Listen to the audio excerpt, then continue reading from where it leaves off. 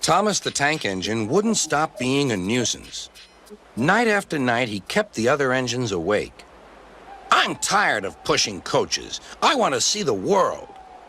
The other engines didn't take much notice, for Thomas was a little engine with a long tongue.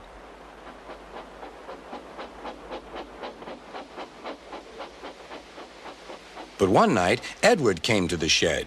He was a kind little engine and felt sorry for Thomas. "I've got some freight cars to take home tomorrow. If you take them instead of me, I'll push coaches in the yard."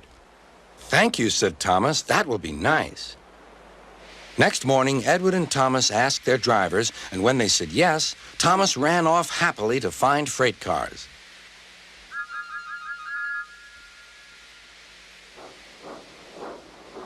Now, the freight cars are silly and noisy. They talk a lot and don't attend to what they are doing. And I'm sorry to say, they play tricks on an engine who is not used to them. Edward knew all about the freight cars. He warned Thomas to be careful, but Thomas was too excited to listen.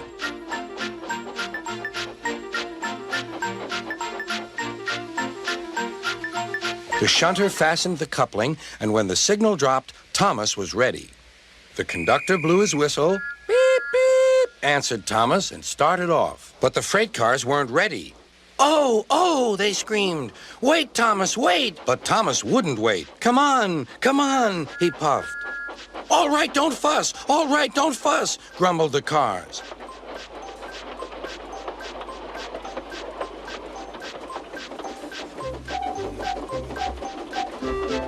Thomas began going faster and faster. "Whoosh!" he whistled as he rushed through Henry's tunnel.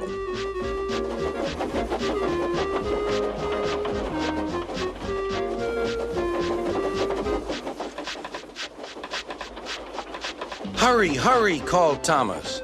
He was feeling very proud of himself. But the cars grew crosser and crosser. At last, Thomas slowed down as he came to Gordon's Hill.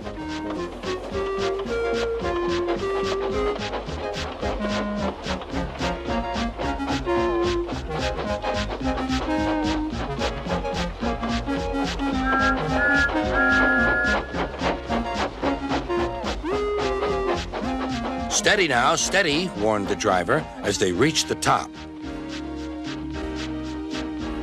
He began to put on the brakes. We're stopping," called Thomas.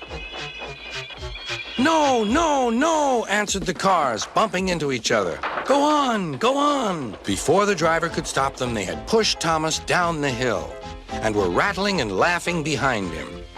Poor Thomas tried hard to stop them from making him go too fast. Stop pushing, he hissed.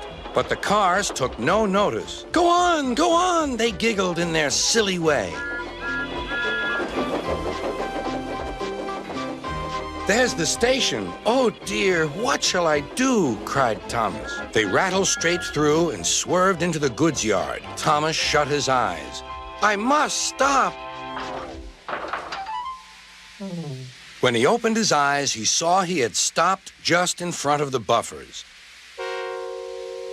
There, watching him, was Sir Topham Hatt. "What are you doing here, Thomas?" he asked. "I've brought Edward's freight cars," Thomas answered.